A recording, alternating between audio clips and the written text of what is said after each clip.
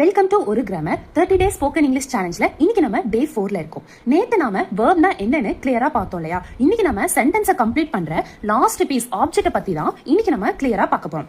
சிம்பிளா கேளுங்க, ஆப்ஜெக்ட் அப்படின்னா என்னன்னா ஆக்ஷன் ரிசீவ் பண்ற பெனிஃபிட்ஸ் அப்படின்னு சொல்லலாம்.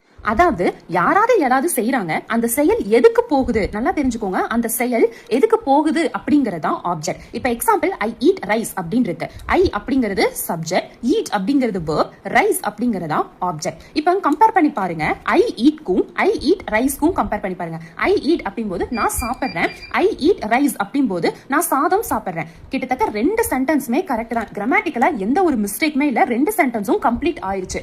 ஆனா ஃபர்ஸ்ட் சென்டென்ஸ் கம்பேர் பண்ணும்போது செகண்ட் சென்டென்ஸ் இன்னமும் கிளியரா கம்ப்ளீட் அப்படிங்கிற ஒரு ஃபீலிங் தருது. இந்த verb eat அப்படின்னு இருக்கு. அந்த eat செயல் எதுக்கு போகுதுன்னு பாத்தீங்கன்னா ரைஸ்க்கு போகுது. சோ இந்த மாதிரி ஆப்ஜெக்ட் எக்ஸ்ட்ரா இன்ஃபர்மேஷன் கொடுத்து இன்னமும் கிளியரா புரிய வைக்கிறது தான் ஆப்ஜெக்ட் உடைய பெனிஃபிட்.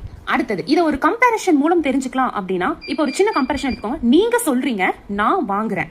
அப்போ நம்ம கிட்ட என்ன கொஸ்டின் ரைஸ் ஆகும்? என்ன வாங்குனீங்க? அதாவது நீங்க சொல்றீங்க, நான் வாங்குறேன் அப்படிங்கிற சென்டென்ஸ் எடுத்து அப்ப என்ன வாங்குனீங்கன்னு கேட்பாங்களே, அந்த என்ன வாங்குனீங்க அப்படிங்கறதா ஆப்ஜெக்ட் டைப். இப்ப she reads a book, he drinks a water, they plays a cricket. இப்ப she reads அதுலயே சென்டென்ஸ் கம்ப்ளீட் ஆயிடுச்சு. அவ படிக்கிறா அப்படிங்கறதுலயே கம்ப்ளீட் ஆயிடுச்சு. பட் அவங்க என்ன வேணாலுமே படிக்கலாம். நாவல்ஸ் படிக்கலாம், இல்ல நியூஸ் பேப்பர் படிக்கலாம், இல்ல நோட் புக், எனிதிங் அவங்க படிக்கலாம். பட் இங்க நம்ம புக்குன்னு ஒரு எக்ஸ்ட்ரா இன்ஃபர்மேஷன் கொடுத்து இன்னமே இந்த சென்டென்ஸை கிளியரா கம்ப்ளீட் பண்றோம்.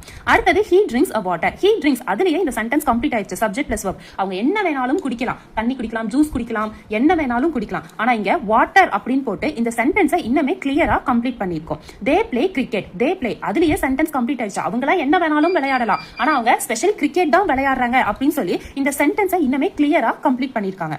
பட் இப்போ ஒரு பாயிண்ட், இம்பார்ட்டன்ட் பாயிண்ட் பார்க்கலாம். எல்லா வேர்புக்குமே நம்மளுக்கு ஆப்ஜெக்ட் தேவையா? இப்ப வரைக்குமே சப்ஜெக்ட் பிளஸ் வேர்ப் இருந்தாலே ஒரு சென்டென்ஸ் கம்ப்ளீட் ஆயிரும். பட் அது கிளியரா இருக்கணும் அப்படிங்கறதுக்காக தான் நம்ம ஆப்ஜெக்ட் ஆட் பண்றோம். கிளியரா இருக்கணுங்கிறதுக்காக மட்டும் தான் ஆப்ஜெக்ட் நம்ம ஆட் பண்றோம். பட் எல்லா இடத்துலயும் நெசசரியான்னு கேட்டீங்கன்னா தேவையில்லை. ஐ ஸ்லீப், she runs இங்க ஆப்ஜெக்ட் இல்லாமயுமே இந்த சென்டென்ஸ் கம்ப்ளீட் ஆகுது.